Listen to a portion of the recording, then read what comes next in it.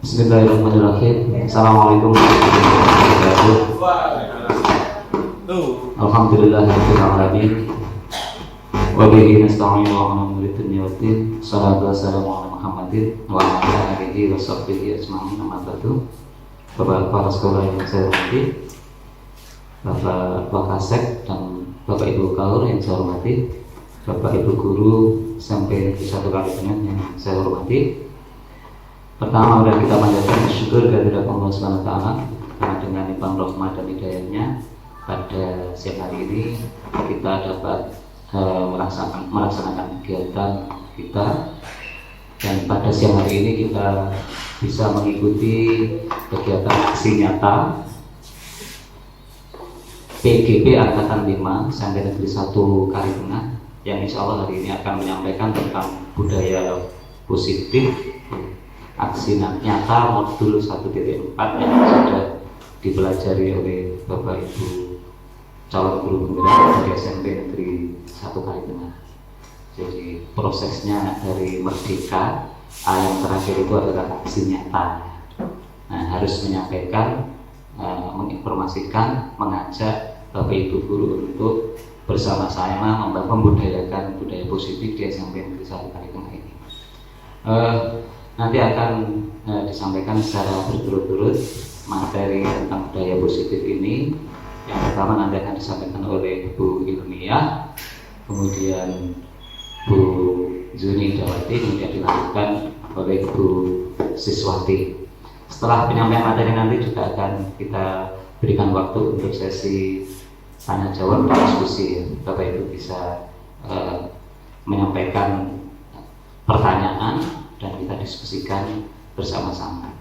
Baik Bapak Ibu, mengawali kegiatan kita pada siang hari ini, marilah kita buka dulu dengan membaca surat Al-Fatihah. Al-Fatihah.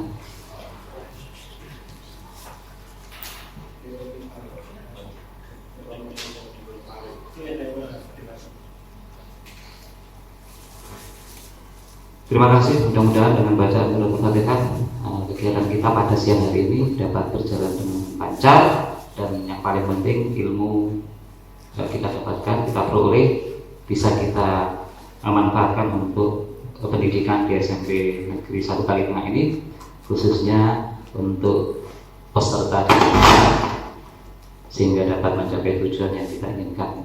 Sebelum Bapak Ibu narasumber menyampaikan materinya, saya mohon dengan hormat Bapak Sumali mewakili Bapak Kepala Sekolah untuk menyampaikan sambutannya pembinaan kepada yang terhormat Bapak Dr. Agus Sumali. Saya persilakan, Bapak. Assalamualaikum warahmatullahi wabarakatuh. Alhamdulillahirabbil alamin wassalatu wassalamu ala asyrofil Sayyidina wa maulana Muhammadin wa ala alihi wa ashabihi ajma'in. Allahumma sholli ala Sayyidina Muhammad wa ala ali Sayyidina Muhammad. Rabbi shrah li sadri wa yassir li amri wa hlul 'uqdatam min lisani yafqahu qawli.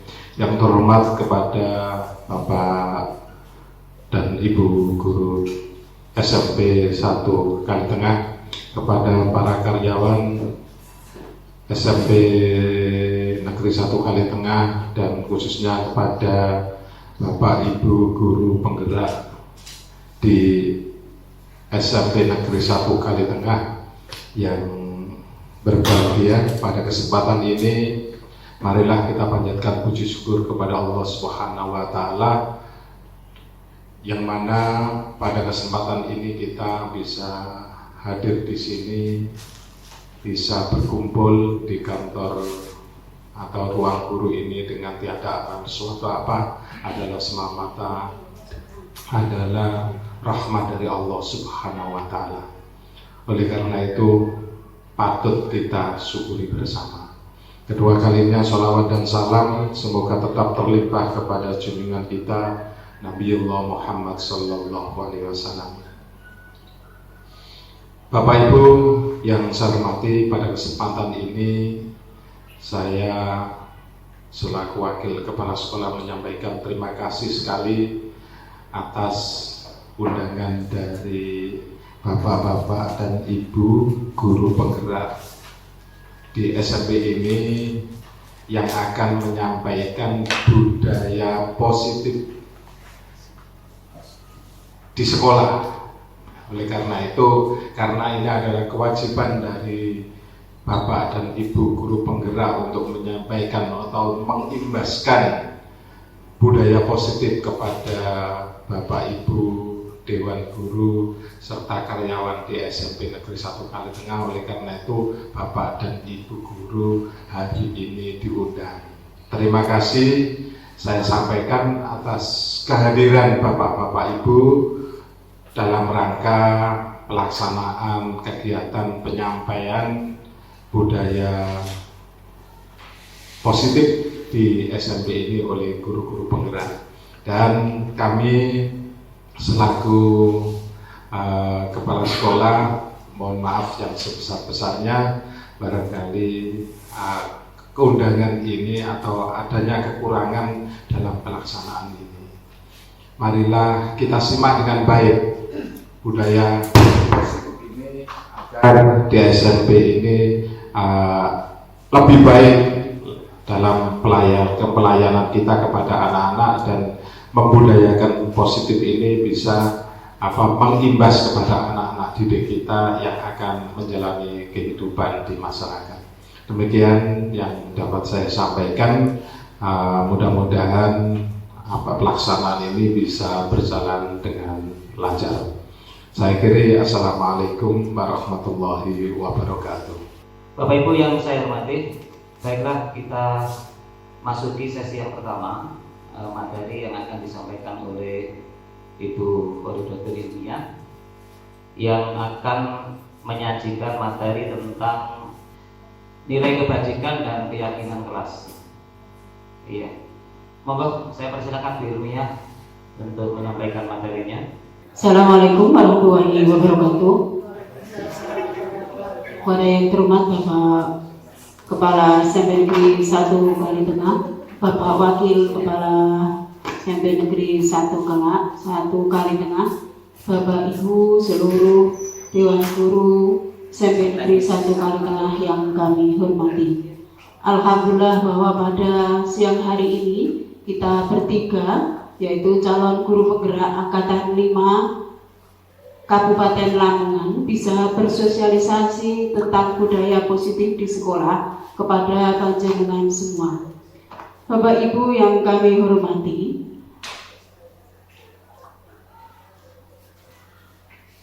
salah satu tanggung jawab seorang guru adalah bagaimana menciptakan suatu lingkungan positif yang terdiri dari warga sekolah yang saling mendukung, saling belajar, dan saling bekerja sama. Sehingga ketika hal itu kita lakukan, maka akan tercipta suatu kebiasaan-kebiasaan yang baik.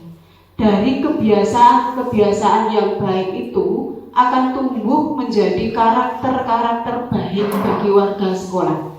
Baik untuk bapak ibu gurunya, baik untuk anak-anaknya maupun warga sekolah yang lain. Dan pada akhirnya karakter-karakter yang baik ataupun kebiasaan-kebiasaan yang baik itu akan membentuk sebuah budaya positif.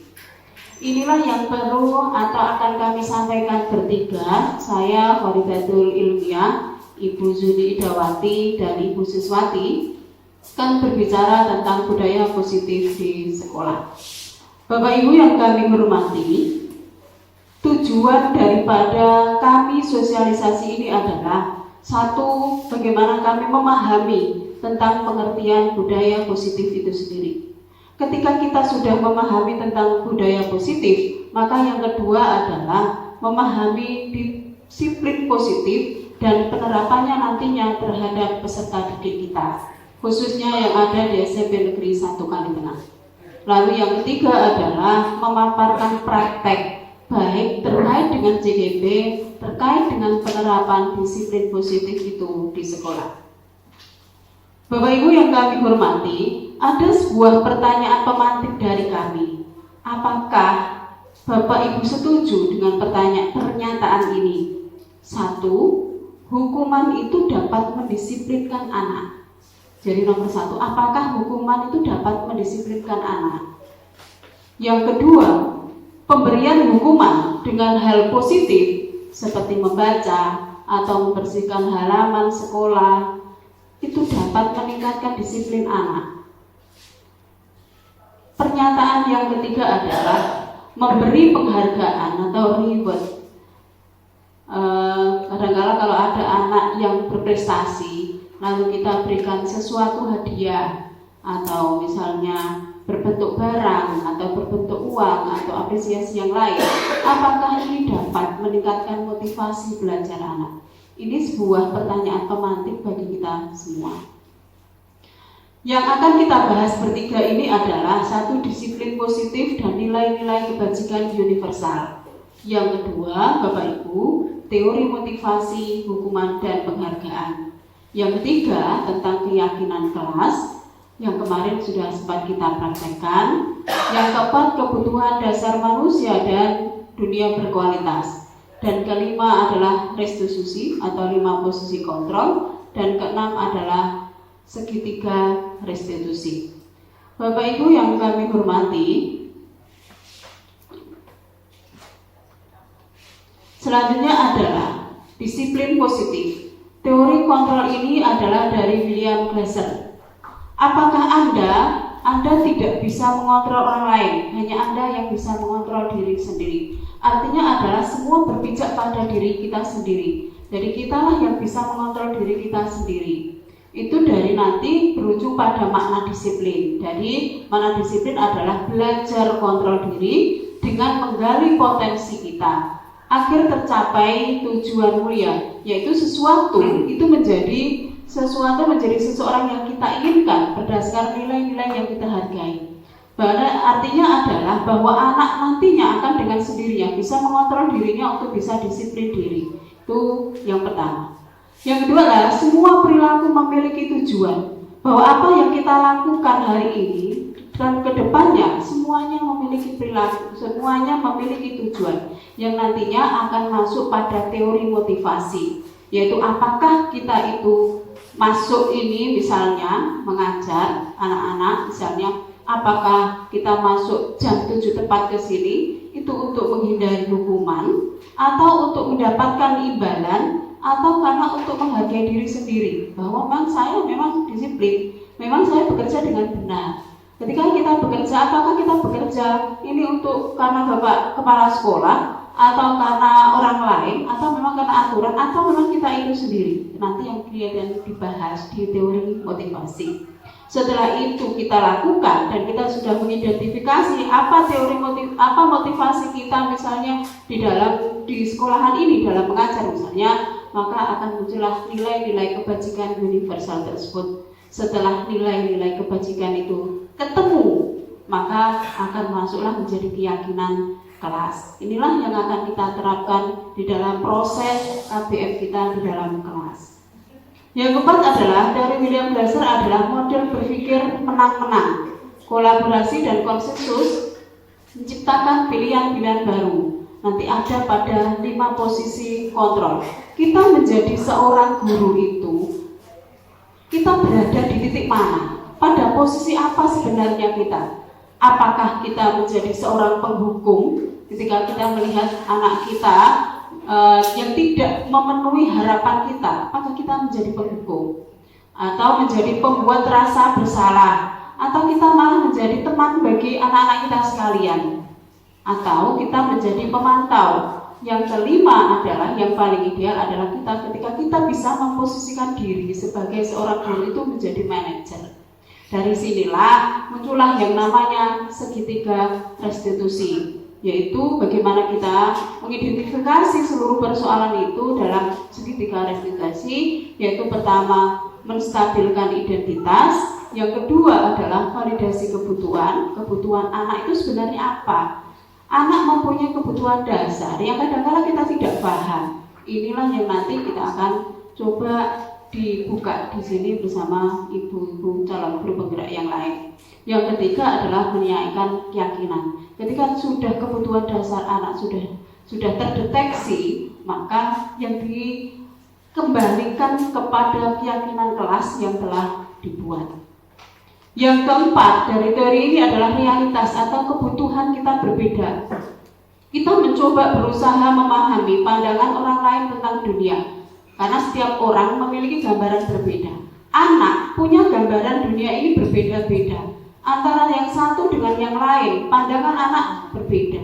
Ada yang suka karena berada di luar, karena memang terbagi menjadi 3 anak itu, ada yang kinestik, ada yang audio, jadi visual. Jadi mereka bertiga harus memang benar-benar kita identifikasi, karena mereka punya pandangan atau gambaran tersendiri tentang dunia ini kayak apa. Misalnya ada anak yang sering senang di luar, misalnya, karena dia punya pandangan bahwa belajar di dalam kelas itu sangat membosankan, misalnya. Maka disinilah kita nantinya tahu apa sebenarnya kebutuhan anak, kebutuhan dasar anak yang ingin mereka gapai. Ini 5 kebutuhan dasar manusia, yaitu penguasaan, kasih sayang. Kadang-kadang anak cari perhatian karena merasa saya pengen diberi kasih sayang oleh bapak ibu guru, misalnya. Atau pengen diterima dan rasa diterima di lingkungannya, sehingga mereka berbuat hal-hal yang mungkin menurut orang lain itu tidak cocok, tapi menurut mereka kalau saya tidak melakukan seperti ini maka saya tidak bisa diterima, misalnya gitu. Lalu melakukan sesuatu karena kesenangan, aku seneng ini, misalnya begitu. Atau sebuah kebebasan, saya pengen ada sebuah kebebasan lah, kok gak ngerjain PR, misalnya. Ya karena saya pengen, misalnya aku kok di luar kelas karena saya pengen bebas. Itu 5 kebutuhan dasar manusia yang seharusnya kami sebagai bapak ibu guru mengetahui hal tersebut. Bapak ibu yang kami hormati, tadi ada nilai-nilai kebajikan universal. Nilai-nilai kebajikan adalah sifat-sifat positif manusia yang merupakan tujuan mulia yang ingin dicapai setiap individu. Nilai-nilai tersebut bersifat universal dan lintas bahasa, suku, bangsa, agama maupun latar belakang. Jadi artinya bahwa setiap perilaku atau perbuatan itu memiliki suatu tujuan, yang tadi kita sudah dari teori William Glasser tadi, pada teori kontrol. Dengan mengaitkan nilai-nilai kebajikan yang diyakini seseorang, maka motivasi instruknya akan terbangun, akan keluar dengan sendirinya. Sehingga ketika motivasi instruknya akan terbangun, akan keluar dengan sendirinya, itu menggerakkan motivasi dari dalam diri anak untuk dapat mencapai tujuan mulia yang ingin diinginkan atau dicapai. Dari muncul dengan sendirinya ketika kebajikan-kebajikan universal, nilai-nilai itu ada pada diri anak atau kita sebagai bapak ibu guru.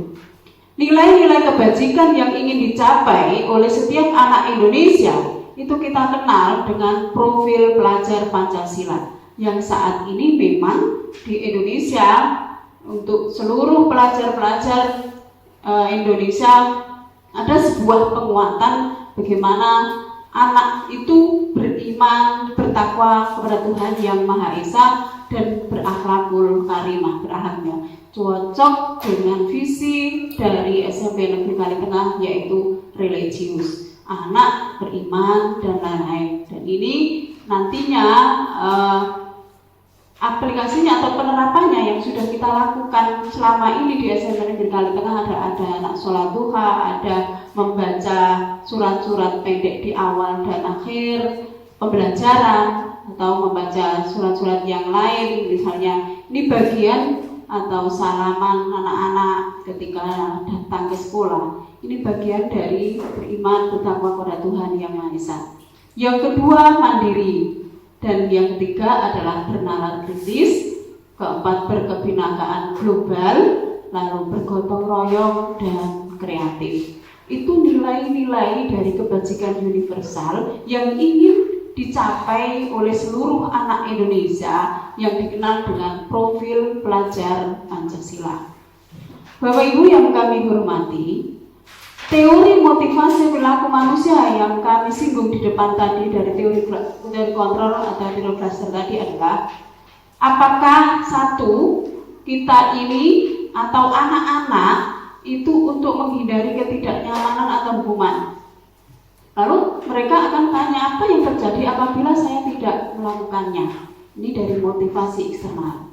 Yang kedua, untuk mendapatkan imbalan dari orang lain atau institusi. Lalu anak akan berpikir, apa yang akan saya dapatkan apabila saya melakukannya? Ini masuk dari motivasi eksternal.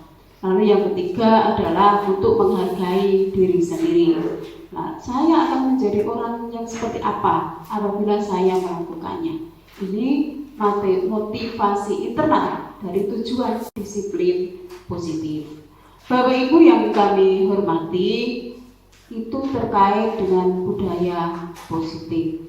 Untuk beberapa hal dari pertanyaan pemantik ini nanti kita akan bahas di sesi tanya jawab. Untuk selanjutnya adalah akan dilanjutkan dengan keyakinan kelas dan yang lain oleh Ibu Zuni dan Ibu Siswati. Terima kasih. Bismillahirrahmanirrahim. Assalamualaikum warahmatullahi wabarakatuh. Alhamdulillah, syukurillah atas nikmat Allah yang diberikan kepada kita semua. Alhamdulillah kita diberi nikmat sehat, nikmat umur yang panjang yang barokah sehingga kita bisa berkumpul di tempat yang sangat mulia ini untuk belajar bersama tentang budaya positif yang akan kita terapkan dalam sekolah kita sehingga sekolah kita menjadi sekolah yang sesuai dengan cita-citanya, yaitu sekolah yang ramah anak.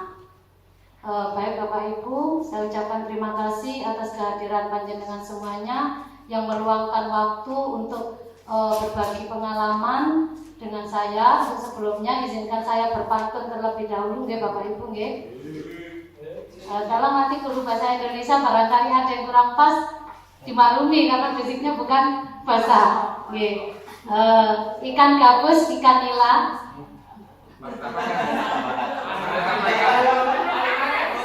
Di sayur asem enak rasanya. Bapak Ibu yang bagus nan jelita, izinkan saya berbagi dan bercerita. Itu sedikit dari saya. Biasanya kalau pantun itu lagi nih cakep gitu. Itu tadi cakepnya kok tidak ada. Oke, dibalain lagi ke Bapak Ibu. Biar agak semangat sedikit tentang Oke. Ayo Pak Mujib cakepnya dikeluarkan Pak Mujib. Ikan gabus, ikan nila. Di sayur asem enak rasanya. Bapak Ibu yang bagus dan jelita, izinkan saya berbagi dan bercerita. Terima kasih, itu sedikit pantun dari saya. Tadi Pak Salan itu meminta Bu ada es breakingnya. Boleh es breaking nggih Bapak Ibu nggih? Ini sudah saya terapkan di kelas saya. Alhamdulillah responnya anak-anak itu sangat bagus. Jadi hanya sekedar apa ya Bapak Ibu, biar merefresh pikiran anak-anak. Saya cuma bilang gitu, kadang-kadang anak-anak kalau saya masuk setelah saya salam, kemudian pembiasaan budaya positif, berdoa, kemudian surat-surat pendek, kemudian mereka akan rame. Saya cuma bilang gini, halo, mereka langsung bilang hai gitu. Kalau saya bilang hai, mereka bilang halo gitu. Bisa nih Bapak Ibu nggih? Nah, nanti kita terapkan, bisa kita terapkan di kelas kita. Halo. Hai. Hai. Halo, halo.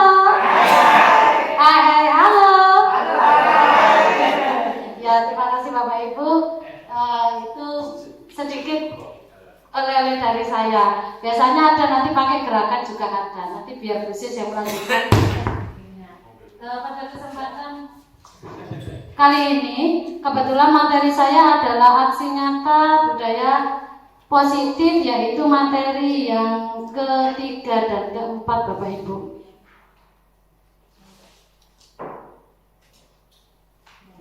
Ini adalah materi saya, yaitu tentang keyakinan kelas dan kebutuhan dasar manusia. Agar kalau kebutuhan dasar manusia ini terpenuhi, maka dunianya akan menjadi dunia yang berkualitas dalam kehidupannya. Saya sambil duduk kan karena sama operator. Slide. Oke. pada keyakinan kelas, mengapa tidak peraturan saja? Mengapa harus diganti dengan keyakinan kelas? Selama ini yang kita tahu adalah peraturan di Bapak Ibu. Ketika ada murid baru, kita suruh untuk membuat teken tanda tangan wali murid dengan anaknya. Kemudian di situ ada beberapa peraturan, kan begitu ya? Kenapa kok tidak peraturan? Kenapa kok harus keyakinan kelas? Nanti keyakinan kelas ini sama dengan kesepakatan kelas, Bapak Ibu. Ya. Kemudian kalau kita tuangkan dalam lingkup besar, maka nanti akan menjadi keyakinan sekolah kita. Nah, sebelum ke keyakinan, mengapa ke keyakinan kelas, mari kita jawab bersama. Mengapa kita memiliki peraturan harus menggunakan helm bila mengendarai kendaraan roda 2? Kira-kira jawabannya apa, Bapak Ibu? Kenapa kok kita harus memakai helm? Kata Pak Keno, cek payu helmnya. Adakah lagi? Kalau kemarin ketika ada operasi, katanya Pak Polisi memakai CCTV, kita keluar rumah jarak 5 meter sudah memakai helm ya Bapak Ibu ya. Ya kan, takut karena kena CCTV. Ini kita jawab mengapa kita memiliki peraturan harus menggunakan helm bila mengendarai kendaraan roda 2. Kemudian mengapa kita memiliki peraturan 3M ketika protokol kesehatan kita terapkan bahwa kita harus mematuhi 3M. Kemudian kenapa kita harus memakai masker, mencuci tangan, kemudian menjaga jarak. Kira-kira kenapa Bapak Ibu? Menghindari COVID. Kemudian mengapa ketika kita ketika kita datang ke sekolah itu kenapa kok kita harus datangnya tepat waktu? Kenapa harus tepat waktu? Karena disiplin. Ya. Ini Bapak Ibu, mengapa kita memiliki peraturan harus menggunakan helm mengendarai kendaraan roda 2? Karena kita yakini bahwa ada nilai keselamatan di situ untuk kita. Kemudian mengapa kita memiliki peraturan harus menerapkan 3M, jaga jarak? Karena di situ ada nilai kesehatan yang harus kita jaga. Kemudian mengapa kita datang ke sekolah harus tepat waktu? Kenapa di sekolah itu ada peraturan kita harus datang tepat waktu? Tadi dikatakan bahwa untuk kedisiplinan. Peraturan kelas, keyakinan kelas itu pada akhirnya akan bermuara ke sini Bapak Ibu. Jadi untuk mendukung motivasi intrinsik, motivasi yang berasal dari diri kita sendiri, kembali ke nilai-nilai atau keyakinan yang lebih menggerakkan seseorang dibandingkan mengikuti serangkaian peraturan-peraturan yang ada. Kalau kita memiliki motivasi intrinsik di dalam diri kita, insya Allah kita akan mengikuti keyakinan kelas itu atau keyakinan sekolah itu tanpa kepaksaan atau tanpa rasa tidak enak dan sebagainya, atau karena saya datang tepat waktu biar dipuji, atau saya datang tepat waktu biar tidak dimarahi. Seperti itu, tidak seperti itu. Tapi dari keyakinan kelas ini untuk mendukung motivasi intrinsik kembali ke nilai-nilai keyakinan. Jadi lebih menggerakkan nanti dibandingkan kalau ada peraturan. Ini adalah lingkupnya Bapak Ibu. Peraturan kelas itu adalah lingkup paling kecil. Artinya apa? Seseorang itu mengikuti atau mematuhi peraturan kelas itu karena satu, menghindari hukuman. Yang kedua, karena rasa tidak enak. Rasa sungkan. Jadi itu kan berarti tidak berasal motivasi dari dirinya sendiri, tidak ada kesadaran dari dirinya sendiri. Kemudian kalau nanti dalam lingkup yang lebih besar di atasnya, maka akan menjadi keyakinan kelas.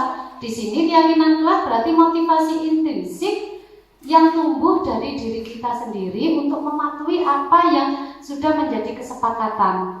Kemudian keyakinan kelas nanti akan mewujudkan lingkungan yang positif. Kalau lingkungannya positif, maka akan tercipta budaya positif. Ini Bapak Ibu. Ya. Kalau peraturannya selalu kembalikan buku ke tempatnya, berarti di situ ada nilai kebajikan apa yang ingin kita. Kemudian dilarang mengganggu orang lain. Ada nilai kebajikan apa yang harus dituju di situ? Hadir di kelas 15 menit sebelum pembelajaran dimulai. Ini adalah nilai-nilai kebajikan yang ingin dituju. Jadi selalu kembalikan buku ke tempatnya, berarti di situ ada nilai tanggung jawab. Nilai tanggung jawab dari diri sendiri. Kemudian dilarang mengganggu orang lain, berarti di situ harus menghormati orang lain dan dirinya sendiri. Hadir di sekolah 15 menit sebelum pembelajaran dimulai, berarti di situ menghormati orang lain. Karena ketika ada salah satu anak atau diri kita sendiri misalkan datang terlambat, otomatis akan mengganggu pembelajaran. Contoh misalkan murid kita datang terlambat, 15 menit sudah pembelajaran, anaknya baru datang, maka akan mengganggu proses pembelajaran di dalam kelas.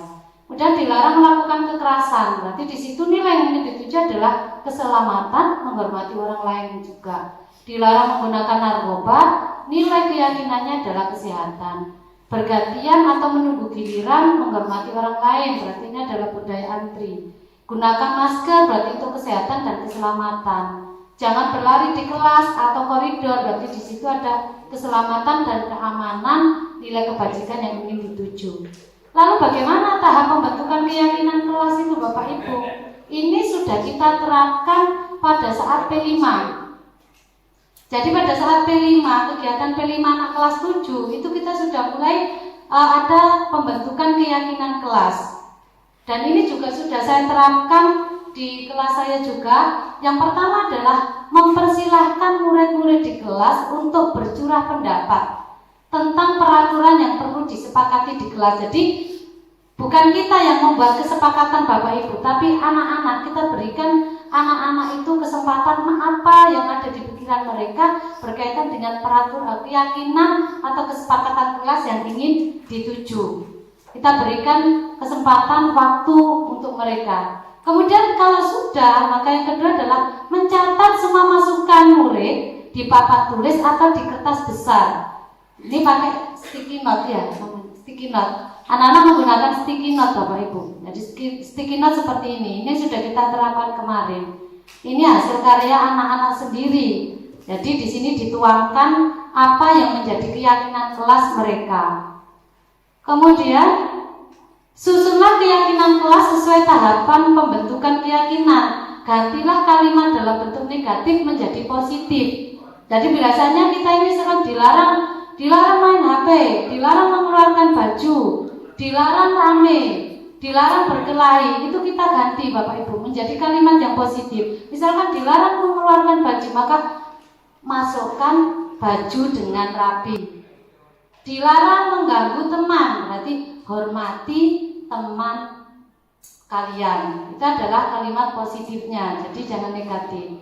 Kemudian setelah ini menjadi kesepakatan atau anak itu sudah menuangkan dalam kertas atau ditulis di papan tulis, maka tinjau kembali daftar curah pendapat yang sudah dicatat. Anda mungkin akan mendapati bahwa pernyataan yang tertulis di sana masih banyak berupa peraturan-peraturan. Ada larangan-larangan, kemudian ada kalimat negatif, itu yang perlu kita ganti. Ya, juga menjadi dari negatif menjadi kalimat positif. Selanjutnya, sebaiknya keyakinan kelas tidak terlalu banyak Bapak Ibu. Bisa berkisar antara 3-7 prinsip keyakinan kelas saja. Jadi insya Allah kemarin pada saat kita membentuk keyakinan kelas, itu antara anak satu dengan yang lainnya itu ternyata banyak kesamaannya. Tidak mengeluarkan HP pada saat pembelajaran, dilarang memakai HP pada saat pembelajaran, itu ternyata banyak. Berarti di situ kita pilah-pilah lagi. Yang sama berarti kita jadikan satu. Tidak akan mengkerucut menjadi 3-7 keyakinan. Setelah keyakinan kelas selesai dibuat, maka semua warga dipersilakan untuk meninjau.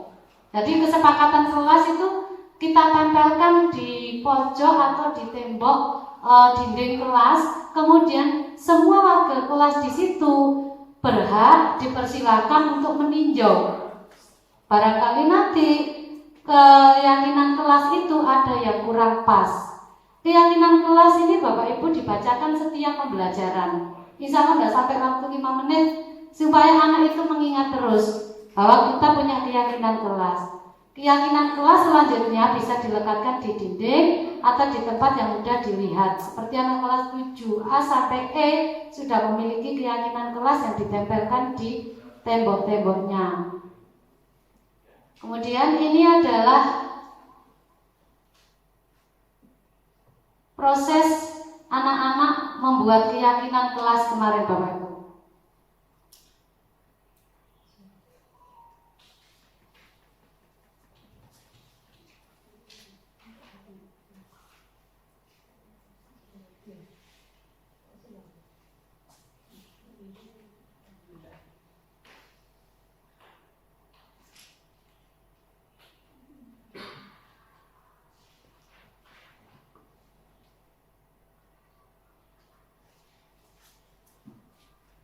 Jadi ini adalah proses kemarin anak-anak membuat keyakinan kelas dan mereka sangat antusias sekali karena di situ mereka merasa dihargai Bapak Ibu. Karena mereka menuangkan apa yang menjadi unek-unek mereka sendiri. Peraturan dibuat oleh mereka sendiri, keyakinan kelas atau kesepakatan dibuat oleh mereka sendiri.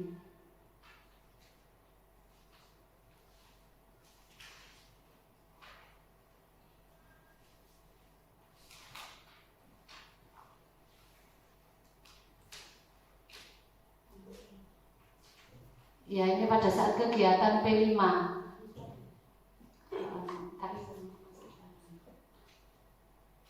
Ini adalah wajah-wajah anak kita.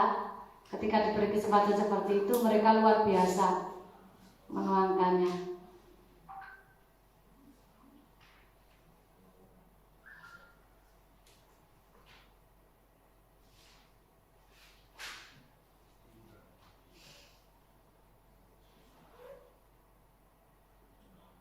Selanjutnya, bagaimana jika ada pelanggaran dalam menjalankan keyakinan kelas? Pasti ada pelanggaran. Apakah pelanggaran nanti ini akan mendapatkan hukuman, mendapatkan sanksi, ataukah mendapatkan restitusi? Tinggal kita lihat, hukuman itu adalah sesuatu yang menyakitkan, yang harus terjadi. Kemudian kalau sanksi itu adalah sesuatu harus terjadi. Kalau restitusi itu adalah merupakan pilihan. Nanti akan dibahas oleh Bu Sis.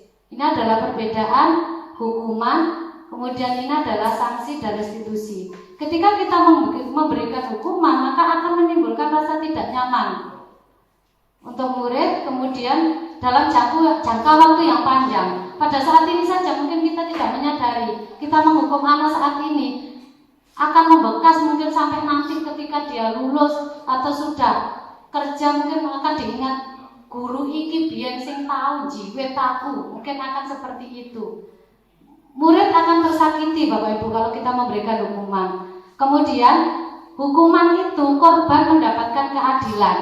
Jadi yang dianiaya akan mendapatkan keadilan, kan gitu. Nah kalau ini korban bisa diabaikan, kalau restitusi korban mendapatkan ganti. Itu bedanya. Murid anak perilaku pasif agresif meningkat kalau kita berikan hukuman. Kemudian kalau kita terapkan konsekuensi, penguatan hanya bertahan dalam jangka waktu pendek. Tapi kalau kita melakukan restitusi, masalah akan terpecahkan. Ini adalah perbedaan dari hukuman, konsekuensi dan restitusi.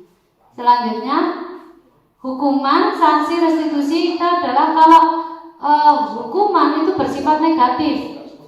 Awas kalau dilakukan lagi, nanti awas kamu. Kita biasanya kan seperti itu. Awas kalau kamu nanti tidak mengerjakan PR, kita kan seperti itu. Tapi kalau netral, lakukan apa yang saya katakan. Tapi kalau yang positif, apakah hal ini yang sesungguhnya ingin kamu lakukan? Kita tawarkan. Di situ anak biar berpikir, biar mau introspeksi. Kemudian kalau sampai ini dibuat guru, hukuman itu dibuat oleh guru. Kalau netral dibuat oleh guru dan murid. Tapi kalau yang restitusi tadi, kesepakatan itu dibuat oleh murid. Jadi anak itu akan merasa dihargai dan dia akan menghargai dirinya. Kalau seperti ini kira-kira hukuman atau konsekuensi Bapak Ibu? Mencatat 100 kali di buku. Dalam buku saya tidak akan terlambat lagi. Saya pernah melakukan ini. Ini termasuk hukuman atau konsekuensi? Ya betul, ini adalah hukuman. Kalau seperti ini, lari mengelilingi lapangan basket 2 kali karena terlambat hadir di sekolah. Hukuman. Membersihkan tumpahan air di meja tulis karena tersenggol pada saat belajar. Konsekuensi. Lari mengelilingi lapangan basket 2 kali karena terlambat 10 menit untuk pelajaran PJOK Pak Is. Konsekuensi, ya, konsekuensi Bapak Ibu. Ya, itu. Nah, itu adalah tentang kesepakatan. Kemudian selanjutnya adalah kebutuhan dasar dan dunia berkualitas. Ini adalah sebuah cerita Bapak Ibu. Ibu Riri, guru wali kelas 2A di SD Pelitadi, sedang bingung menghadapi ulah salah satu murid di kelasnya. Doni, beberapa anak di kelas 2A telah datang padanya dan mengeluhkan Doni yang sering kali meminta bekal makan siang mereka dengan paksa. Jika Anda menghadapi situasi seperti Bu Riri, apa yang akan Anda lakukan? Kira-kira apa Bapak Ibu? Tadi contohnya enggak Doni harusnya ya, Aldia. Menurut kira-kira apa alasan Doni melakukan itu? Nah, kenapa Doni melakukan itu? Karena ada salah satu kebutuhan dasar yang belum terpenuhi Bapak Ibu. Jadi kalau melihat murid-murid kita yang luar biasa, mereka berulah seperti itu karena ada alasan bagi mereka. Kenapa mereka seperti itu? Karena mungkin salah satu atau salah dua atau dari kelima kebutuhan dasar ini belum terpenuhi oleh mereka. Yang pertama adalah bertahan hidup, survive. Ini adalah kebutuhan kita semuanya adalah berada di sini. Yang pertama ya Bapak Ibu ya, kebutuhan dasar hidup kita adalah bertahan hidup. Kita bekerja karena kita ingin bertahan hidup, menghasilkan uang untuk kebutuhan kita. Kemudian kebutuhan yang kedua adalah cinta dan kasih sayang. Kita pengen dicintai, kita pengen disayangi. Oke, Bapak Bu, betul apa tidak? Anak-anak mungkin berulah seperti itu karena dia mau mencari perhatian dari kita. Ada kebutuhan kasih sayang yang tidak dia dapatkan mungkin, sehingga dia mencari perhatian kita. Kemudian yang ketiga adalah kekuasaan atau powernya. Kemudian yang keempat adalah kebebasan. Kenapa tadi sudah disinggung Bu Il? Anak kalau diajak belajar di kelas, mungkin karepe maunya dia itu pembelajarannya tidak mau di kelas terus Bapak Ibu. Jadi kita nanti modifikasi pembelajaran tidak hanya di dalam kelas, kita ajak keluar kelas karena lingkungan pun bisa menjadi sumber belajar bagi mereka. Kemudian yang keempat adalah kesenangan. Aldi itu misalkan lapo kok jahil karena dia merasa senang kalau bukan ke temannya, ke guru pun begitu Bapak Ibu. Kalau kita perhatikan teman malah kita dienyek, kesannya dienyek, dan dia senang karena memang kebutuhan ini belum terpenuhi kesenangannya. Itu. Nah, ini adalah 15 kebutuhan bertahan hidup itu bersifat fisiologis. Cinta dan kasih sayang itu adalah kebutuhan untuk diterima. Penguasaan adalah kebutuhan pengakuan atas kemampuan yang dimiliki. Kemudian kebebasan adalah kebutuhan pilihan, kesenangan adalah kebutuhan untuk merasa senang. Jadi kalau misalkan 5 kebutuhan ini sudah terpenuhi, insya Allah hidupnya akan menjadi hidup yang berkualitas. Dan menjadi PR kita bersama bagaimana kita mendeteksi kebutuhan Aldi yang mana yang belum terpenuhi sehingga bisa kita kembalikan ke kelasnya Bapak Ibu. Ya, kita kembalikan ke kelas, bukan kita berikan hukuman. Nanti setelah ini akan dibahas khusus apa langkah-langkah yang harus kita lakukan dalam menghadapi murid seperti Aldi yang punya potensi di bidang olahraga, tapi senangnya memang di luar. Bagaimana nanti kita pecahkan bersama Bapak Ibu, karena ini adalah permasalahan kita bersama. Oke, itu dari saya, kurang lebihnya mohon maaf. Saya kira assalamualaikum warahmatullahi wabarakatuh. Assalamualaikum warahmatullahi wabarakatuh. Terima kasih atas waktu yang diberikan.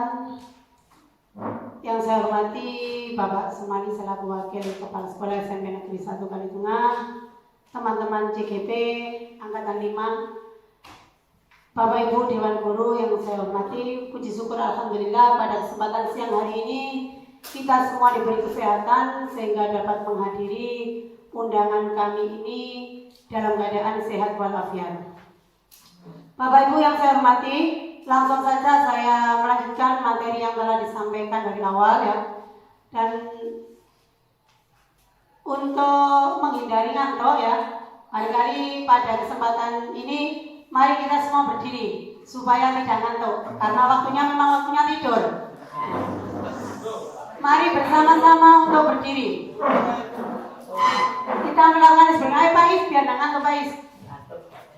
Kita berdiri bersama-sama, kita lakukan ice breaking untuk membangkitkan motivasi kita dalam mengikuti sharing materi tentang budaya positif yang ada di lingkungan SMP Negeri 1 Kalitengah.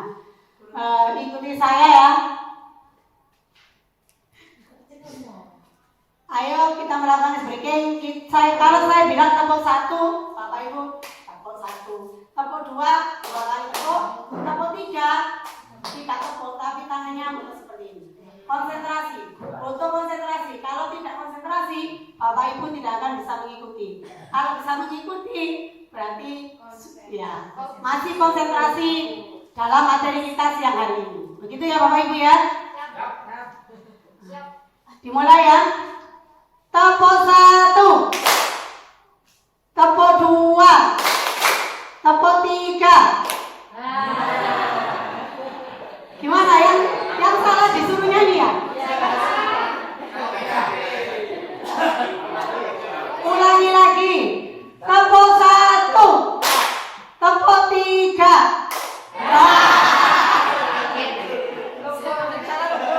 Pak Mujib ya. Sekali lagi. Tepuk 2, tepuk 3. Konsentrasi semua berarti ini. Sekali lagi ya. Tepuk 1, tepuk 3, tepuk 2, tepuk 1, tepuk 2, tepuk 1, tepuk 3. Terima kasih.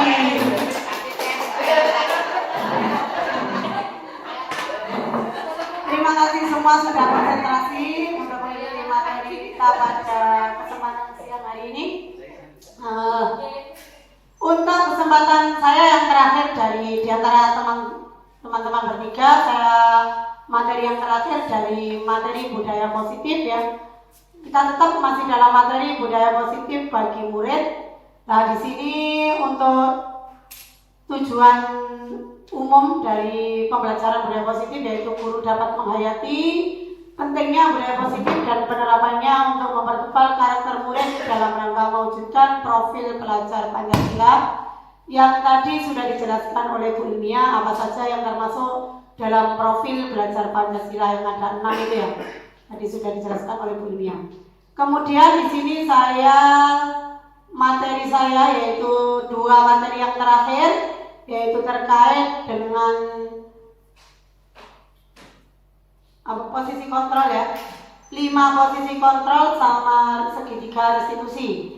Nah, ini tujuan pembelajaran khusus dari materi saya 2 itu yaitu yang pertama melakukan refleksi atas praktek disiplin yang dijalankan selama ini dan dampaknya untuk murid-murid karena tadi sudah disampaikan terkait dengan budaya positif ya. Kemudian yang kedua yaitu menerapkan disiplin restitusi di posisi manajer minimal pemantau agar dapat menghasilkan murid yang bertanggung jawab, mandiri dan merdeka. Yang ketiga yaitu menganalisis secara kritis, reflektif dan terbuka atas penemuan diri yang didapatkan dari mempelajari 5 posisi kontrol.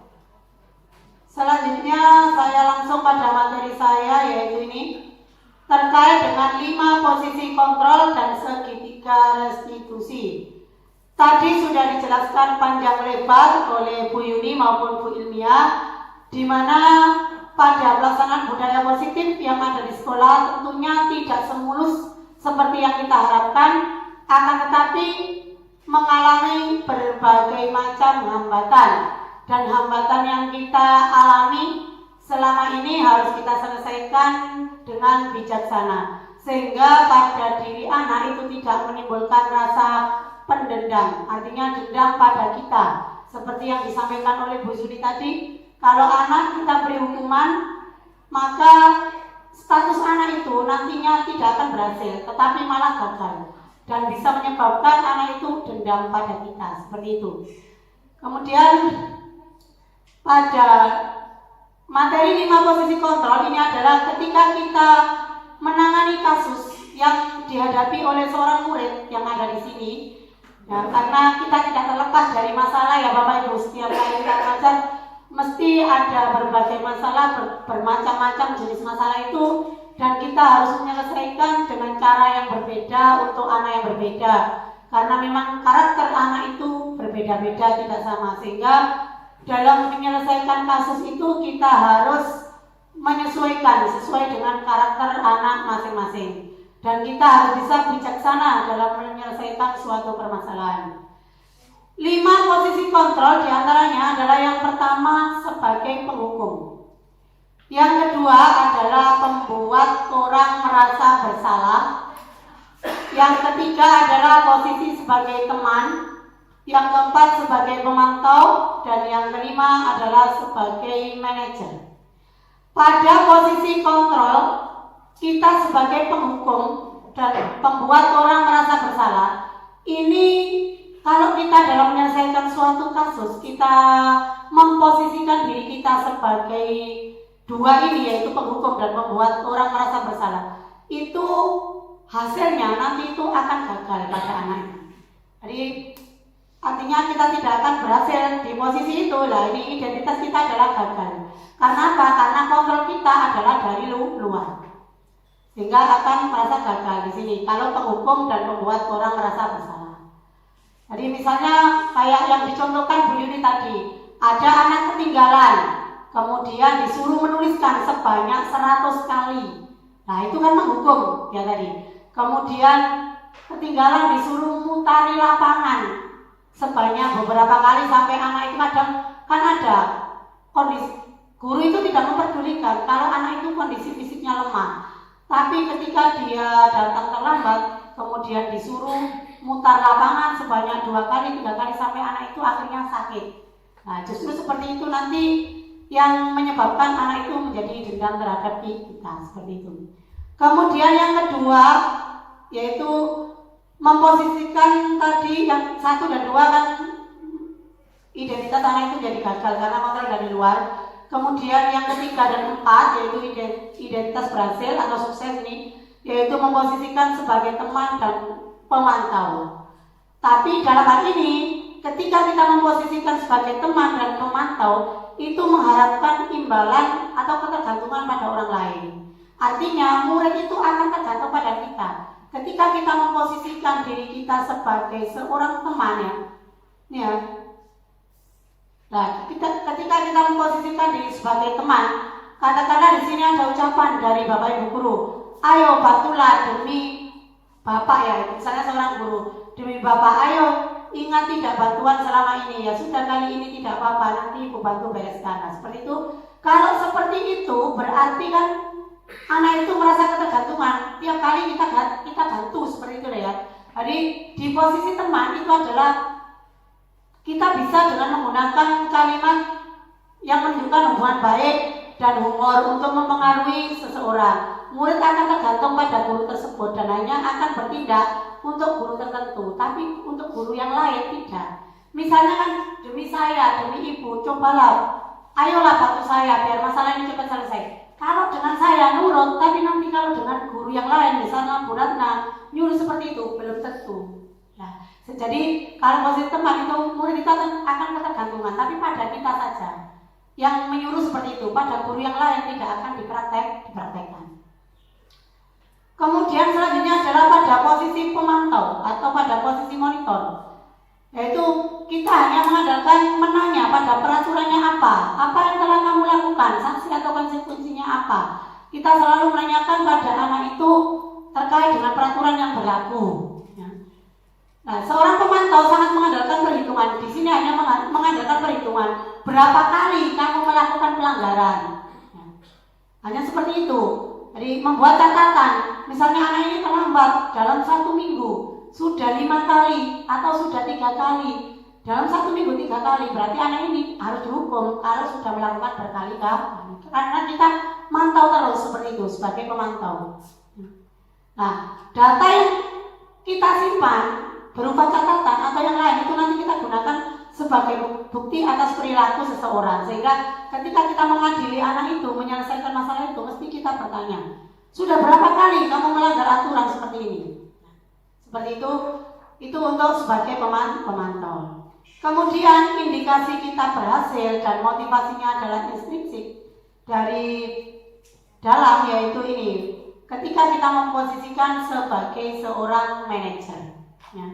Nah, di sini sebagai seorang manajer itu adalah kita mengembalikan apa yang dilakukan anak itu, kita ingatkan kembali atas keyakinan kelas yang telah dibuat bersama-sama dalam satu kelas, sehingga anak itu mengetahui dengan sendirinya apakah yang dilakukan itu sudah selesai, sudah sesuai dengan keyakinan kelas yang telah disepakati ataukah belum, sehingga konsekuensinya nanti anak itu mau memperbaiki sesuai dengan keyakinan kelas yang telah disepakati. Jadi di sini misalnya kita bertanya, apa yang kita yakini? Kembali pada keyakinan kelas, kamu akan meyakininya. Nah, kalau anak sudah bilang meyakininya, maka bersediakah kamu memperbaikinya? Karena otomatis anak itu harus menyesuaikan tindakannya sesuai dengan yang telah disepakati. Jadi anak bisa merencanakan, bisa menyelesaikan permasalahannya itu sendiri. Itu posisi sebagai manajer. Jadi dari kelima posisi kontrol itu yang sebaiknya kita lakukan ketika kita menangani sebuah kasus yang ada di sekolah kita ini, itu adalah yang paling berhasil itu adalah melalui posisi manajer. Jadi kita hindari kita melakukan memposisikan diri sebagai penghukum kemudian membuat merasa bersalah. Paling tidak itu adalah kita bisa memposisikan diri kita sebagai seorang manajer. Saya berharap saya sendiri bersama teman-teman bisa mengubah cara dalam menyelesaikan kasus yang ada di sekolah ini, sehingga permasalahan-permasalahan yang kita hadapi sehari-hari itu tetap bisa terselesaikan dengan bijaksana. Kemudian selanjutnya yaitu segitiga restitusi. Nah, ini juga dalam menangani sebuah kasus itu kita menggunakan restitusi. Sebenarnya posisi kontrol itu juga restitusi. Di mana restitusi itu ada dua, ada posisi kontrol tadi, kemudian bisa menggunakan segitiga restitusi. Apa itu restitusi? Restitusi itu adalah proses menciptakan kondisi bagi murid untuk memperbaiki kesalahan mereka, sehingga mereka bisa kembali pada kelompok mereka dengan karakter yang lebih kuat. Jadi ketika anak itu membuat sebuah kesalahan, maka kita berusaha mengkondisikan anak itu dapat memperbaiki kesalahannya dengan cara mengingatkan anak itu pada keyakinan kelas yang telah dibuat. Kemudian mencarikan jalan untuk anak itu, bagaimana anak itu bisa memperbaiki kesalahannya, sehingga karakter yang ada pada diri anak itu akan semakin kuat. Keyakinan nilai kebajikan yang sudah ada pada diri anak itu akan menjadi semakin kuat. Itu untuk segitiga restitusi. Nah, di sini tahapan atau strategi untuk melakukan segitiga restitusi itu ada 3, yaitu terdiri dari yang pertama menstabilkan identitas, yang kedua menanyakan keyakinan, dan terbalik ya. Yang pertama adalah menstabilkan identitas, kemudian validasi tindakan yang salah, dan yang terakhir adalah menanyakan keyakinan. Ini tahapannya ya. Jadi yang pertama tadi menstabilkan identitas. Nah, teori kontrolnya adalah kita semua akan melakukan hal yang terbaik yang bisa kita lakukan. Artinya ketika anak itu membuat suatu kesalahan, kita itu menekankan pada anak. Misalnya ya, anak itu dituduh mencuri, padahal dia itu tidak mencuri.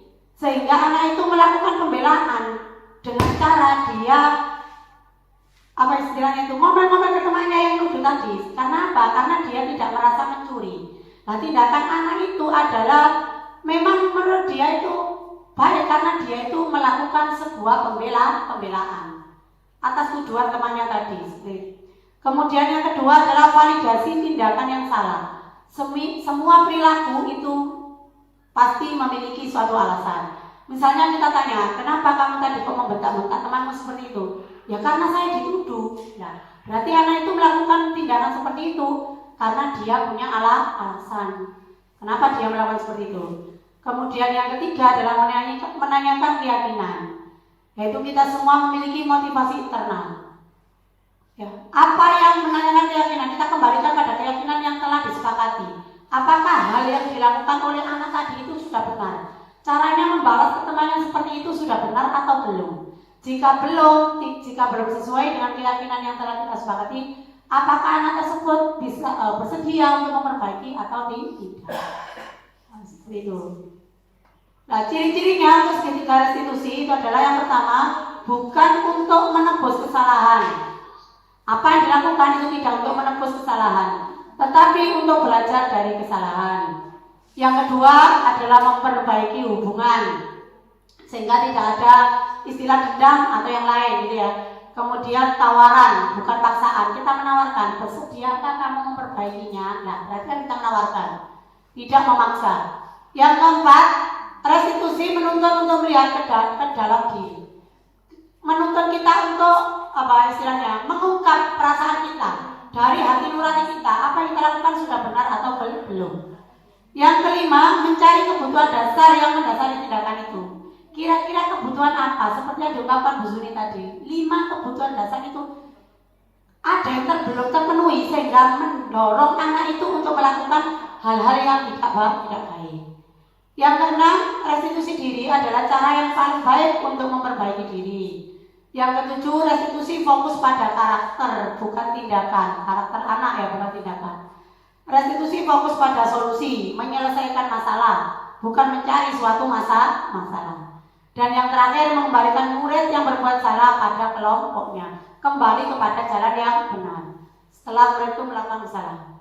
Nah, ini ada video praktek segitiga restitusi yang sudah saya terapkan di SMP Negeri 1 Kalipungan. Saya putarkan.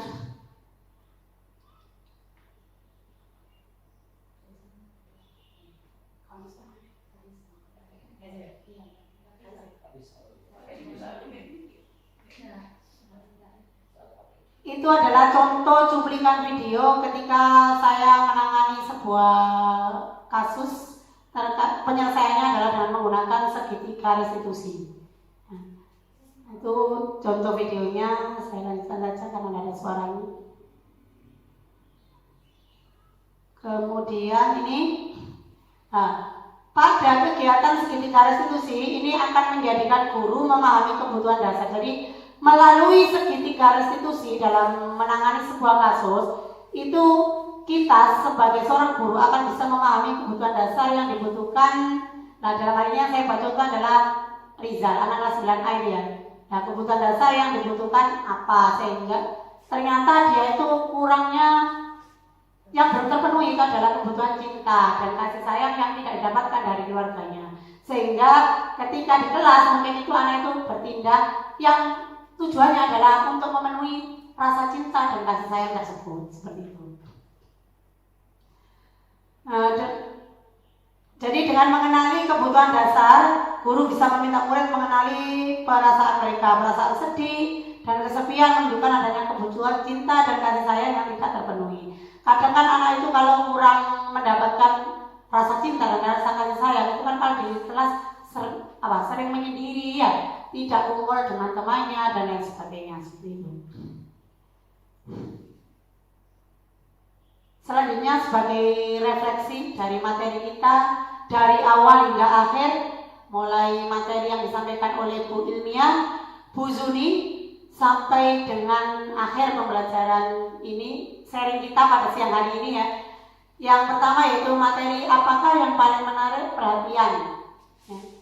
Yang paling menarik perhatian menurut Bapak Ibu semua. Kemudian hal baru apa yang mengubah paradigma Bapak Ibu yang didapatkan dari sharing kita pada siang hari ini.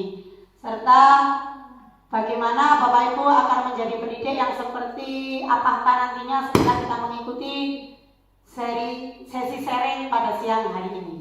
Itu adalah sebagai bahan refleksi, mungkin nanti bisa diungkapkan pada sesi tanya jawab. Terima kasih atas waktu yang diberikan, kurang lebihnya saya mohon maaf. Assalamualaikum warahmatullahi wabarakatuh. Kita beri aplaus untuk teman-teman kita yang Bapak Ibu yang saya hormati, materi sudah disampaikan oleh ketiga teman kita yang hebat ini.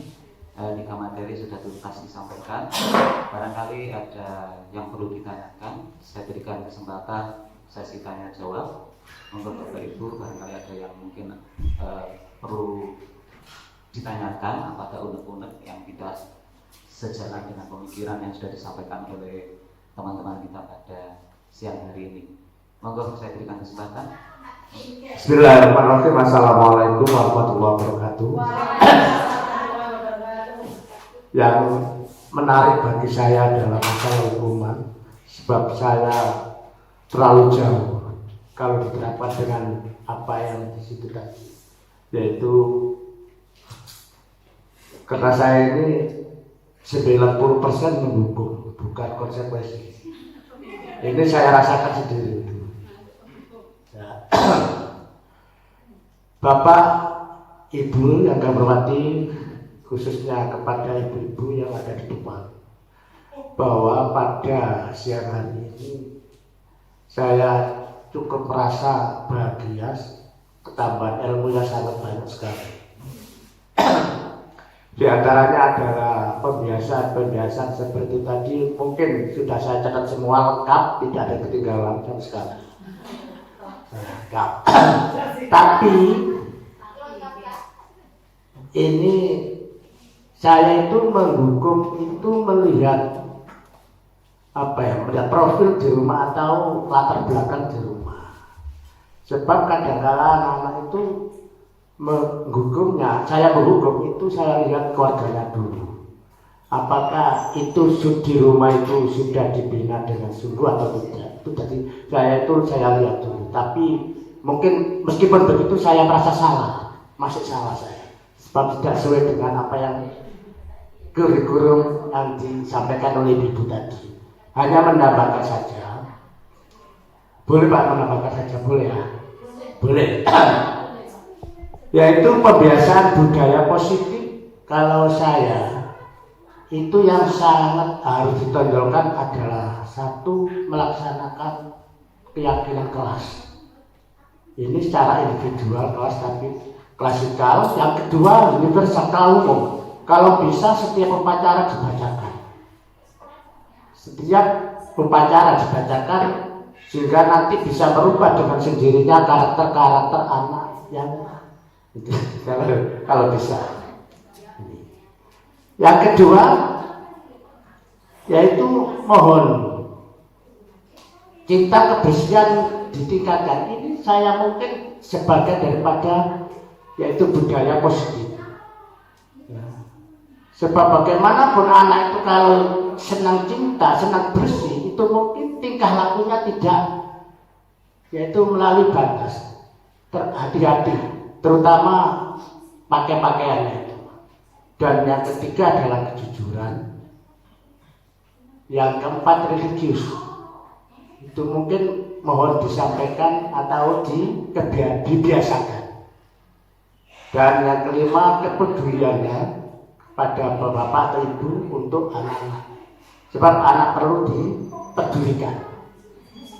Yang enam adalah sifat toleransi. Apa yang dikatakan oleh Bu Sis tadi, yaitu saya sangat setuju, toleransi.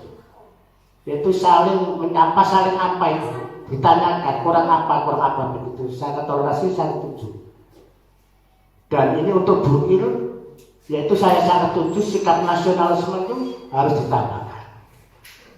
Saya sangat setuju. Untuk itu saya mohon untuk ibu-ibu, saya mohon maaf karena saya bersalah, karena 90% saya menghukum bukan konsekuensi. Betul, sekian dari saya. Assalamualaikum warahmatullahi wabarakatuh. Terima kasih Pak Sukahar, masukan tanggapannya yang sangat luar biasa. Terus terang Bapak, ketika kami ini mengikuti CGP mulai modul 1 sampai dengan kita dapat 5 modul itu Pak, setiap kita mempelajari itu apa ya Pak, di hati kami itu ada rasa bersalah terhadap murid-murid Bapak Ibu. Saat ini kami ini mempelajari adalah pembelajaran berdiferensiasi. Itu di situ lagi. Kemudian yang kemarin 1.4 pasalan itu bilang bahwa meratapi dosa-dosa masa lalu pasalannya. Karena memang posisi sama Bapak Ibu. Saya pun berada pada posisi penghukum karena saya menganggap bahwa hukuman itu paling efektif untuk membuat anak jera. Saya menganggap seperti itu. Ternyata anak itu nurutnya hanya seketika itu saja Bapak Ibu. Tapi setelah itu dia akan melanggar lagi. Saya tingkatkan, saya rubah. Saya memposisikan saya sebagai teman. Barangkali kalau sebagai teman dia akan terbuka. Ternyata di situ juga tidak menemukan solusi. Malah kebablasan. Anaknya malah kebablasan kalau kita anggap sebagai teman. Dan kami alhamdulillah bertemu dengan budaya positif modul 1.4 ini. Di sini kami pelajari bahwa posisi guru itu setidaknya seharusnya itu ada di posisi kontrol sebagai manajer. Kalau sebagai manajer maka nanti akan menerapkan segitiga restitusi. Sehingga kalau misalkan anak berbuat kesalahan tidak langsung kita hakimi saat itu, tapi kita ajak bicara. Pada saat awal kita ajak bicara itu seolah-olah apa yang dilakukan anak tersebut kita setujui. Jadi misalkan saya memukul itu, ya memang kalau saya ada di posisi kamu pun saya akan berlaku sama, saya akan memukul anak ini. Itu seolah-olah kita memposisikan, membenarkan apa yang dilakukan anak tersebut. Setelah itu otomatis Bapak Ibu anak itu akan blender cerita. Dia akan cerita dengan sendirinya. Maka di situ tahapan yang kedua adalah kita ke validasi validasi tindakan yang salah. Baru setelah itu kita merefleksikan kira-kira yang kamu lakukan itu kalau menurut hati kamu sendiri paling dalam itu betul apa salah. Insya Allah anak itu akan menyadari Bapak Ibu bahwa yang dilakukan sebenarnya dia salah, tapi memang dia melakukan itu karena dia ingin memenuhi 5 kebutuhan dasar itu tadi yang belum terpenuhi, ingin didapatkan di situ. Nah, kemudian setelah itu biarkan anak itu mencari solusinya. Kalau begitu bagaimana? Menurut kamu apa tindakan yang paling tepat? Itu Bapak Ibu. Ya, jadi sama Pak Kahar. Saya pun merasa bersalah karena saya sebagai penghukum juga. Sama, kita itu sama-sama melakukan refleksi diri, introspeksi diri. Ternyata apa yang kita lakukan selama ini adalah suatu kesalahan terhadap murid-murid kita. Itu Bapak Ibu. Barangkali ada yang menambahkan. Terima kasih, saya akan menambahkan komentar dari Pak Kahar yang belum terjawab oleh Bu Suri, yang sudah terjawab tidak saya ulang lagi sehingga tidak banyak jawaban, nanti malah bingung ya. Tadi yang menjadi syarat dari Pak Kahar itu adalah keyakinan kelas. Itu tidak hanya dibacakan di kelas saja, tetapi dibacakan ketika upacara, gitu ya Pak Kahar ya. Ya, itu nanti menjadi keyakinan sekolah berarti Pak ya. Nah, jadi bukan keyakinan kelas nanti namanya Pak, berarti keyakinan sekolah lah. Kalau keyakinan sekolah tidak hanya kita tuliskan, kita buat bersama-sama anak dalam satu kelas, tetapi kita membuatnya adalah bersama satu warga lingkungan SMP Negeri 1 Kalitengah. Kemudian nanti setiap kali upacara dibacakan sehingga anak-anak itu selalu mengingat. Bagus sekali itu Pak Kahar, kalau memang itu bisa dilaksanakan, itu merupakan suatu hal yang sangat bagus sehingga setiap hari Senin kita akan selalu mengingatkan anak-anak itu untuk bertindak yang positif ya. Kemudian selanjutnya tadi Pak Kahar juga sempat mengatakan kita melakukan budaya positif di sekolah ini itu tidak hanya melalui keyakinan kelas itu, terutama terkait hal kebersihan. Karena kebersihan itu bisa mencerminkan tindakan anak, gitu ya Pak ya. Nah, itu juga saya sangat setuju sekali. Memang kami itu ingin sekali Pak Kahar untuk budaya sekolah yang ada di budaya positif yang kami terapkan di SMP negeri ini, yaitu terkait mulai dari anak itu datang, kita sambut bersama-sama di depan, di gerbang, pintu gerbang ya. Kita sambut bersama-sama sehingga anak itu salam pada kita. Kemudian setelah itu kita ajak sampai anak itu masuk kelas. Di dalam kelas selalu doa bersama. Kemudian membaca, kebiasaan kita adalah membaca surat pendek. Nah itu bersama-sama. Itu semua kelas kalau bisa melakukan seperti itu, ya, saya sangat berharap seperti itu. Tapi pada kesempatan kali ini kita belum bisa melakukan itu secara maksimal. Nah, mudah-mudahan setelah kita mengikuti sharing pada siang hari ini, ke depan kita bisa melakukan hal-hal semacam itu. Begitu Pak Kak. Mungkin ada tambahan dari Monggo Bu Il, yang dibacakan hari Jumat hari Senin. Baik, keyakinan kelas itu memang tidak langsung paten langsung 1 tahun atau 2 tahun. Tapi itu akan direview setiap kali Bapak Ibu merasa bahwa keyakinan kelas itu belum maksimal dilakukan. Maka anak-anak akan diingatkan kembali tentang apa yang mereka yakini pas di awal. Inilah anak-anak tentang keyakinan kelas misalnya. 1 apa, 2 apa. Sehingga mereka direfresh kembali tentang keyakinan kelas mereka di dalam kelas, dan itu insya Allah akan berefek pada mereka yang mulanya, ya kita sendiri Bapak Ibu misalnya agak sedikit lalai dengan keyakinan kelasnya mereka akan kembali pada jalan yang benar. Itu tadi, itu tentang keyakinan kelas.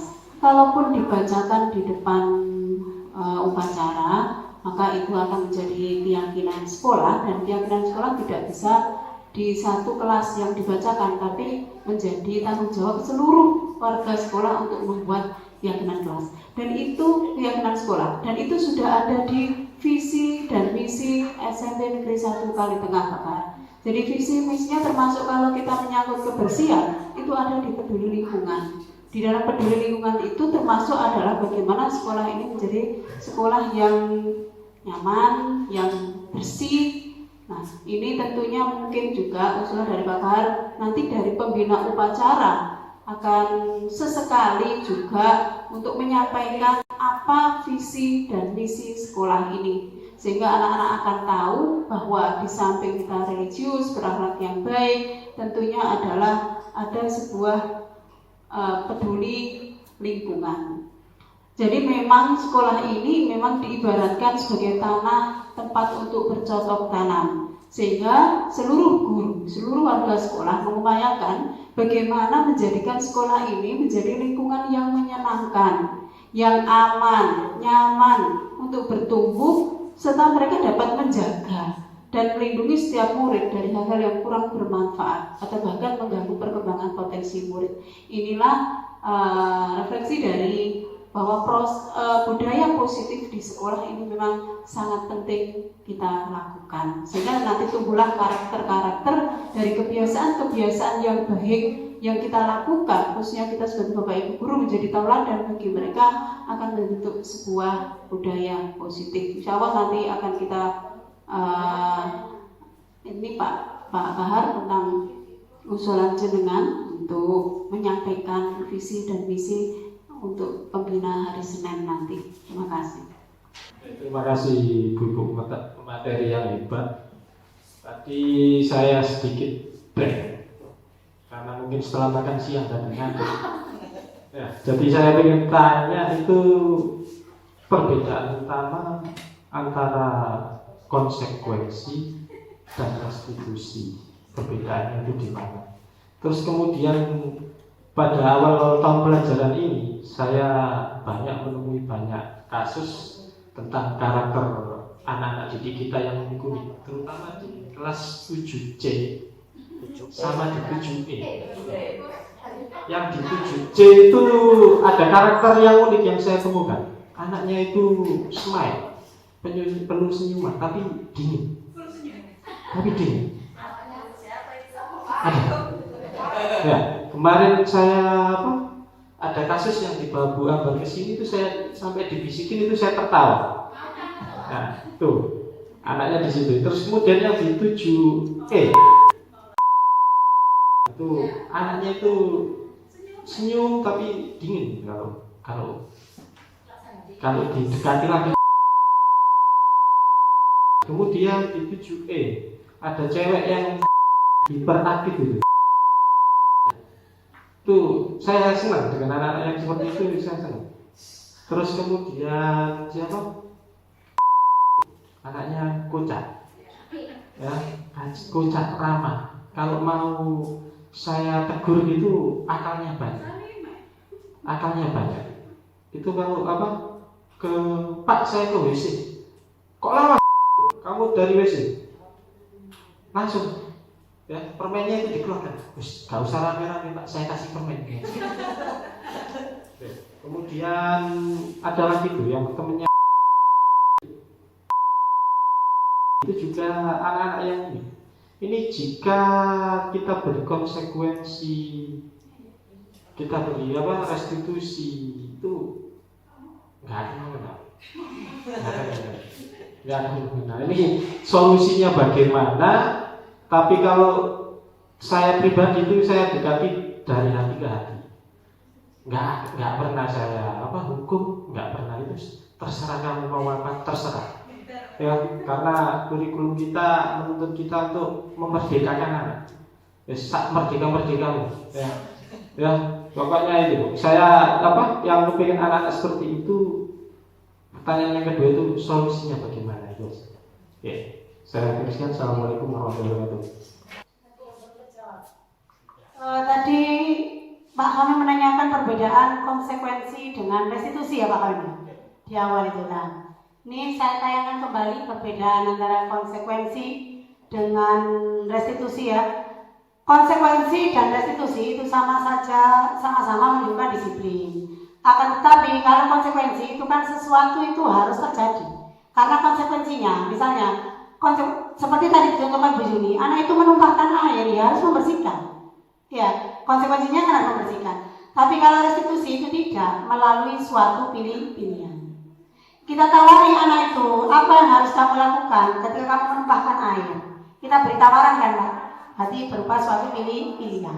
Tidak langsung, kamu menumpahkan air harus membersihkan, tidak langsung seperti itu.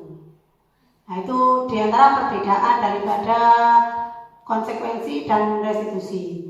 Kemudian untuk menangani beberapa kasus yang ada di sekolah kita, ini saya juga mengalami Kak Hamim di kelas 7B ya. Itu ada anak yang senangannya ada bawa buku. Ya, ada anak yang senangannya ada bawa buku.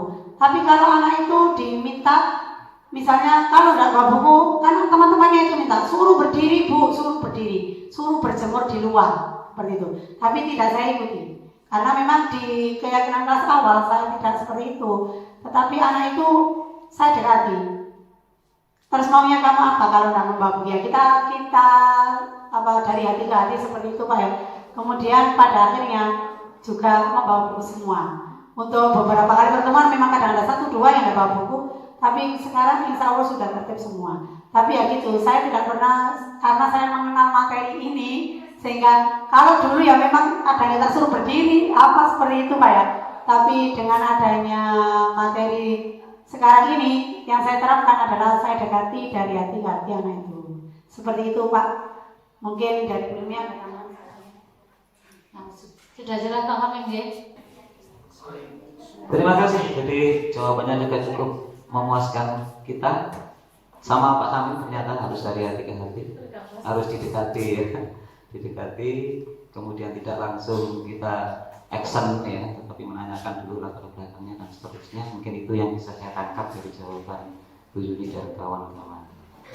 Jadi kita tanyakan kepada siswa apakah sudah benar yang kamu lakukan itu, diantaranya itu, dan dia akan ada dorongan dari dirinya, insting ya, sampai bingung saya mengungkapkannya ya. Jadi dari dirinya sendiri, jadi dia itu tidak karena orang lain, ya, karena paksaan, tetapi muncul dari dirinya sendiri untuk memenuhi keyakinan kelas atau kesepakatan kelas yang sudah dibuat bersama-sama dengan temannya. Saya kira itu Bapak Ibu cukup, tidak ada pertanyaan lagi. Saya tidak perlu menyimpulkan karena tidak perlu disimpulkan ya.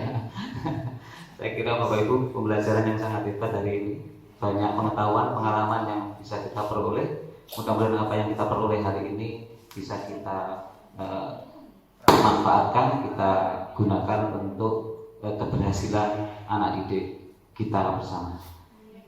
Marilah acara ini kita akhiri, kita tutup dengan bacaan hamdalah. Alhamdulillahirabbil alamin. Saya selaku moderator dari awal hingga akhir dalam memimpin kegiatan hari ini. Apabila ada kurang lebihnya, saya mohon maaf yang sebesar-besarnya. Saya akhiri bila taufiq wal hidayah. Assalamualaikum warahmatullahi wabarakatuh. Kita beri aplaus untuk para narasumber.